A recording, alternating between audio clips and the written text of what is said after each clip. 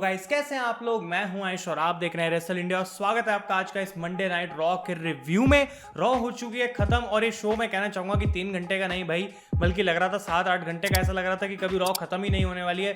बहुत ज्यादा खिंचा हुआ शो था आज, लेकिन कुछ इंपॉर्टेंट चीजें हुई हैं शो के बारे में जिसके बारे में हम बात करेंगे। ऑब्वियसली एज का रिस्पॉन्स क्या रहा रैंडी ऑर्टन के अगेंस्ट, बॉबी लैशली ने चैलेंज करा ड्रू मैकिंटायर को और केविन ओवेंस का रिटर्न भी हमें देखने को मिला है शो के ऊपर। तो काफी इंपॉर्टेंट चीजें हैं, तो फटाफट से आप इस वीडियो को लाइक कर दीजिएगा, क्योंकि जितने ज्यादा लाइक्स मिलेंगे उतना ज्यादा फायदा होगा। इस वीडियो को हम स्टार्ट करते हैं। तो रैंडी ऑर्टन आ जाते हैं बाहर और वो कहते हैं कि ये है वर्ल्ड रेसलिंग एंटरटेनमेंट और इसमें आता है शब्द रेसलिंग, जो कि हम यहाँ पे करते हैं। और मैं उस समय पर सोच रहा था यार, इंडियन कम्युनिटी को लगता नहीं है रेसलिंग से ज्यादा कुछ फर्क पड़ता है, क्योंकि यूजुअली लोग कहते हैं कि भाई एंटरटेनमेंट से हमें तो फर्क पड़ता है, रेसलिंग की तो हमें कोई जरूरत है नहीं। और यहाँ पे रैंडी ऑर्टन ने कहा क्या, हम तो रेसलिंग पे जो है वो फोकस करते हैं। और वो कहते हैं कि मैं एज से बेटर रेसलर हूँ, ये प्रूव करने के लिए मुझे टेबल्स, लैडर्स या चेयर्स की जरूरत नहीं है और मैं 1-on-1 मैच में ये चीज प्रूव कर सकता हूं। तो ऑर्टन कहते हैं कि मुझे पता है कि लास्ट वीक एज ने मेरा चैलेंज एक्सेप्ट क्यों नहीं करा, वो इसलिए क्योंकि वो डाउट कर रहे थे अपने ऊपर, उनको अपने आप पे भरोसा नहीं है। एज आ जाते हैं बाहर और एज यहाँ पे कहते हैं कि उनको अपने मूव में इतनी जल्दी नहीं है,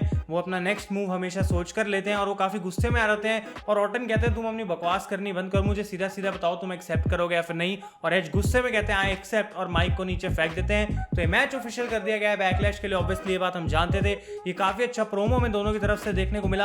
और मैं यही कहूंगा जबकि रीमैच में उतनी सेंस बनती नहीं है, लेकिन ये लोग जो है प्रूव करते हैं कि ये प्रोमो से अपने मैच को कितना अच्छा बिल्ड कर सकते हैं। अब WWE इसको बेस्ट रेसलिंग मैच एवर कह के बिल्ड कर रही है और ऑब्वियसली वो बेस्ट रेसलिंग मैच नहीं देने वाले एट बैकलैश, तो ये चीज WWE बैकफायर करेगी। लेकिन ये ओपनिंग सेगमेंट काफी अच्छी थी। उसके बाद गाइस हमें देखने को मिलती है एक और सेगमेंट जहां पे सेथ रॉलिंस आ रहे थे अपने डिसाइपल मर्फी के साथ बाहर और वो यहाँ पे कहते हैं कि ड्रू मैकिंटायर से रेसलमेनिया में हारने के बाद मैं एक सदमे में चला गया था, एक डार्क प्लेस पे चला गया था और मुझे नहीं लग रहा था मैं कभी वापस आ पाऊंगा, लेकिन मैं फाइनली वापस आ चुका हूं और मुझे इतने अच्छे दिन दिख रहे हैं अब जितने पहले कभी नहीं दिखे थे, थैंक्स टू रे मिस्टीरियो। वो कहते हैं जो रे मिस्टीरियो पे मैंने अटैक करा वो अनफॉर्चुनेट था, लेकिन जरूरी भी था, नेसेसरी था। और रे मिस्टीरियो अभी घर पर बैठ के हील कर रहे हैं, लेकिन जब बाद में वो आएंगे तो वो मुझे थैंक यू बोलेंगे और मैं ऑलरेडी उनको कहता हूँ वेलकम रे। तो यहाँ पे गाइस आ जाते हैं बाहर हुम्बर्तो कैरियो और वो कहते हैं कि रे मिस्टीरियो के बारे में सेथ रॉलिंस ऐसे क्यों बोल रहे हैं उल्टा सीधा।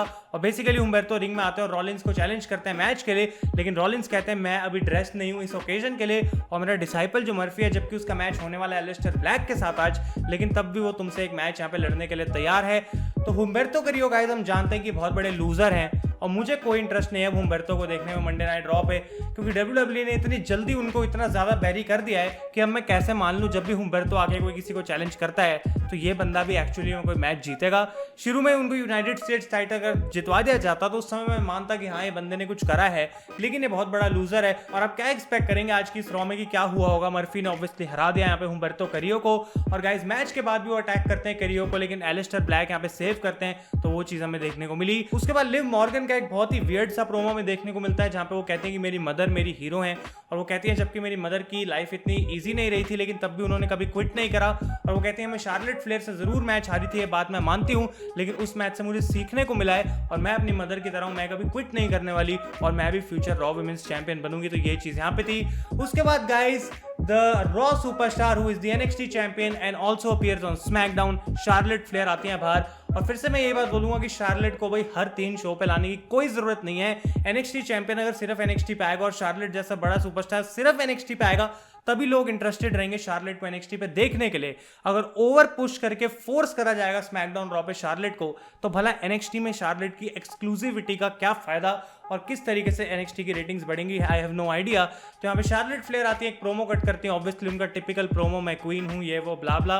और उसके बाद आ जाती हैं बाहर यहाँ पे रूबी रायट और इन दोनों के बीच में मैच देखने को मिलता है। एक बार फिर से आप क्या एक्सपेक्ट कर रहे हैं, क्या रूबी रायट शार्लेट को हराएंगी? ये बहुत ही सिंपल सा मैच था और शार्लेट जो है यहाँ पे जीत गई विद द फिगर 8 और रूबी रायट तीसरा लॉस, पहले 2 बार लिव मॉर्गन से हारी, उसके बाद शार्लेट से हारी। तो रूबी रायट के लिए भी WWE के पास कोई प्लान्स है नहीं and she is just being used like अ जॉबर। उसके बाद गाइस हमें देखने को मिलती है आस्का की celebration for the Raw women's championship. तो कायरी सेन आ जाती हैं बाहर, वो इंट्रोड्यूस करती हैं आस्का को, उनको फ्लावर्स देती हैं और उसके बाद दोनों जापानीज में अच्छे से बात करते हैं जो कि किसी को समझ नहीं आती। और नाया जैक्स आ जाती हैं बाहर। नाया जैक्स कहती हैं आस्का को कि तुम ये सेलिब्रेशन डिजर्व नहीं करती क्योंकि तुम टाइटल सच में जीती नहीं हो, तुम्हें टाइटल दिया गया था। और वो कहती है तुम्हें बहुत ही जल्दी तुमसे बेटर कोई रिप्लेस करने वाला है और वो होंगी मैं। तो प्रोबेबली ये नेक्स्ट फ्यूड है for the Raw women's championship. Obviously आप लोग जानते हैं कि नाया जैक्स में मेरा कोई इंटरेस्ट नहीं है और आस्का को यहाँ पे टाइटल हारने का कोई मतलब भी नहीं बनता क्योंकि इवेंचुअली लीड कर रहे हैं वो आस्का वर्सेस शेना बेजलर के लिए, जो कि प्रोबेबली समर स्लैम के लिए बड़ी फ्यूड बन सकती है। तो नाया जैक्स सिर्फ एक स्टेपिंग स्टोन है आस्का को एक अच्छा चैंपियन दिखाने के लिए और इस चीज के लिए यहाँ पे करा गया।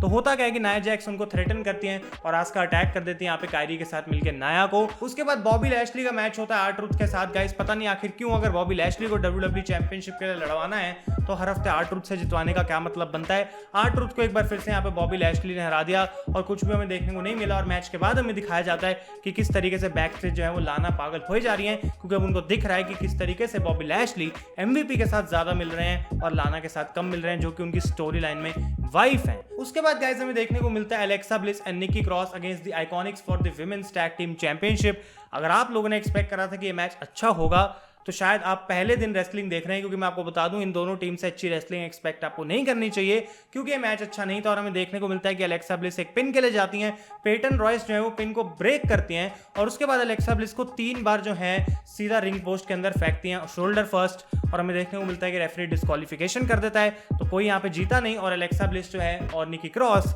अपने टाइटल्स को रिटेन कर चुके हैं। मैच के बाद एक सेगमेंट हमें देखने को मिलती है जहाँ पे पेटन रॉयस और बिली के बहस रहे होते हैं आपस में और बिली के गलती से चांटा मार देती है पेटन रॉयस को और उसके बाद वो दोनों रोने लग जाते हैं और गले मिलते हैं। बहुत ही ज्यादा क्रिंज थी। अगर आप क्रिंज सह सकते हैं तो आप ये सेगमेंट देख सकते हैं, मुझे बिल्कुल पसंद नहीं आई। उसके बाद गाइस हमें देखने को मिलती है एक और बैक स्टेज सेगमेंट जहाँ पे नाया जैक्स जो है आके कायरी सेन को अटैक कर देती हैं। कायरी अपनी फ्लूट बजा रही होती हैं और फिर आस्का आती है कायरी के पास और वो उनको देखती हैं, बहुत गुस्से में आ जाती हैं और वो नाया को ढूंढती है बैक स्टेज और फिर से नाया पे अटैक कर देती हैं। तो क्लियर हो चुका है कि रॉ वुमेन्स चैंपियनशिप की फ्यूड क्या रहने वाली है for Backlash and that is Asuka and Nia Jax. उसके बाद गाइस हमें देखने को मिलता है शेना बेजलर का मैच नटालिया के साथ, जो कि एक सबमिशन मैच था और यहाँ पे हमने देखा कि शेना बेजलर ऑब्वियसली जीत गए विद द कीरा फूडा क्लच, लेकिन नटालिया इतनी अपसेट थी अपने आप से कि वो मैच के बाद सब कुछ डिस्ट्रॉय करने लग गई थी। मतलब टीम जो है वो केविन ओवेन शो का सेट लगा रही थी और नटालिया सारा सेट जो है वो डिस्ट्रॉय करके वहां से चली जाती हैं। और उसके बाद हमें देखने को मिलता है द केविन ओवेन शो जिसपे गेस्ट थे जेलिना वेगा का पूरा ग्रुप, जो कि है अंड्राडे, एंजल गार्जा और ऑस्टिन थ्योरी।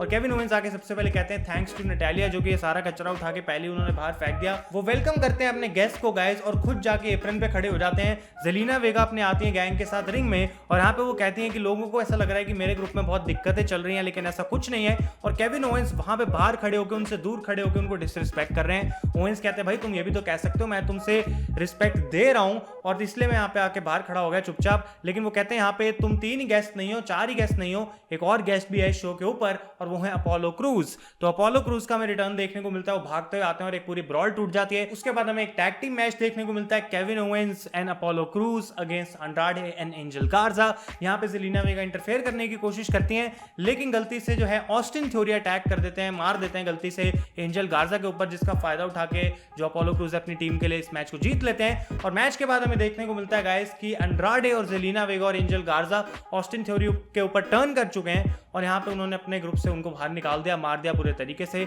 तो बेसिकली ये चीज जो कि बहुत समय से हम देख रहे थे वो हमें यहाँ पे देखने को मिली। और केविन ओवेंस की जहां तक मैं बात करूं, मुझे लगता है WWE ने काइंड ऑफ उनका रिटर्न पूरा वेस्ट कर दिया, क्योंकि इससे बहुत ज्यादा बड़ी अच्छी सिचुएशन में जो है केविन ओवेंस को यूज करा जा सकता था, लेकिन WWE ने अपोलो क्रूज को लाइमलाइट देने की यहाँ पे जो है वो ज्यादा इंपॉर्टेंस समझी है, जो कि स्टोरी लाइन वाइज फिलहाल ज्यादा सेंस भी बनती है। उसके बाद एलिस्टर ब्लैक और मर्फी का मैच हमें देखने को मिलता है गाइस, और यहाँ पे सबसे कमाल की चीज कि ऑस्टिन थ्योरी वहीं गिरे होते हैं रिंग के पास और सेथ रॉलिंस उनको देखते रहते हैं पूरे मैच के समय पे और वो उनको हाथ देते हैं, ऊपर उठाते हैं और उसके बाद वो ऑर्डर करते हैं यहाँ पे ऑस्टिन थ्योरी को कि जाके अटैक करो एलिस्टर ब्लैक को, और ऑस्टिन थ्योरी ये करते भी हैं और एलिस्टर ब्लैक को अटैक करते हैं, जिसकी वजह से डिस्क्वालिफिकेशन हो जाती है, मैच एलिस्टर जीत जाते हैं। और यहाँ पे हमें देखने को मिला कि किस तरीके से जेलिना वेगा के ग्रुप में से निकल के अब ऑस्टिन थ्योरी आ चुके हैं सेथ रॉलिंस के ग्रुप में, और यहाँ पे मतलब ये हो गया है कि अब सेथ रॉलिंस को अपना एक नया डिसाइपल मिल गया है और ऑस्टिन थ्योरी हर किसी के इशारों पे नाच सकते हैं क्योंकि वो इंडिविजुअली कुछ कर नहीं सकते। तो सेथ रॉलिंस, मुझे नहीं पता कि उनके कैरेक्टर को क्या फायदा होगा ऑस्टिन थ्योरी के साथ जुड़ने से, लेकिन गाइस जो भी हमें यहाँ पे देखने को मिला।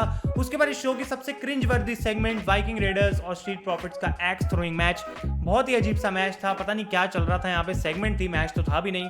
वाइकिंग रेडर्स ऑब्वियसली इस मैच को जीत जाते हैं और हमें देखने को मिलता है कि मैच के बाद फिर से वही है कि स्ट्रीट प्रॉफिट्स उल्लू बना रहे हैं वाइकिंग रेडर्स को कि वो जानबूझ के हार गए जबकि वो जीत सकते थे। और हमें देखने को मिलता है पुलिस की गाड़ी पे गलती से एक एक्स फेंक देते हैं, उनका शीशा तोड़ देते हैं। पुलिस आती है, वो कहते हैं कि हम तुम्हें अरेस्ट कर सकते हैं लेकिन आज हम तुम्हें छोड़ रहे हैं क्योंकि आइवर तुम बहुत क्यूट हो। तो अगर आपको ये चीज़ पता नहीं क्यों पसंद आई या हंसी आई तो अच्छी बात है, लेकिन मुझे बहुत ज्यादा क्रिंज लगी। और उसके बाद गाइस फाइनली हमें मेन इवेंट में देखने को मिलता है Drew McIntyre against Baron Corbin, और यहाँ पे गाइस मैच से पहले एमवीपी और लैशली आ जाते हैं और वो कहते हैं हम इस मैच पे नजर रखने वाले हैं क्योंकि लैशली चैलेंज करेंगे for the WWE championship to Drew McIntyre, और लैशली कहते हैं कि मैं किसी भी हालत में तुमसे टाइटल लेकर आऊंगा। बहुत ही ज्यादा ऐसा लग रहा था कि अजीब सा प्रोमो है बॉबी लैशली का और बिलीवेबल नहीं लग रहा था कि ये बंदा सच में WWE चैंपियनशिप जीतेगा। अभी से ही मैं इन्विजन कर सकता हूँ कि किस तरीके से मैकिंटायर क्लेमोर किक मार के बैकलैश में हरा रहे हैं बॉबी लैशली को।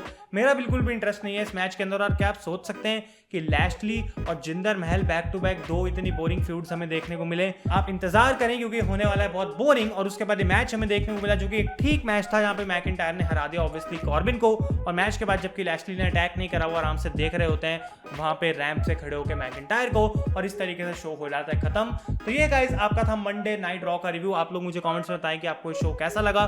शो बहुत ज्यादा लंबा खिंचा हुआ लग रहा था, अजीब सा था, बोरिंग था, क्रिंज वर्दी था, और मैं ये भी कहना चाहूंगा कि कुछ चीजें अच्छी थी इस पे, जैसे कि स्टार्टिंग एज का प्रोमो, रॉलिंस और गार्जा वाली चीजें मुझे अच्छी लगी जो ऑस्टिन थ्योरी के साथ हुई, और उसके बाद मेन इवेंट का मैच थोड़ा ठीक था।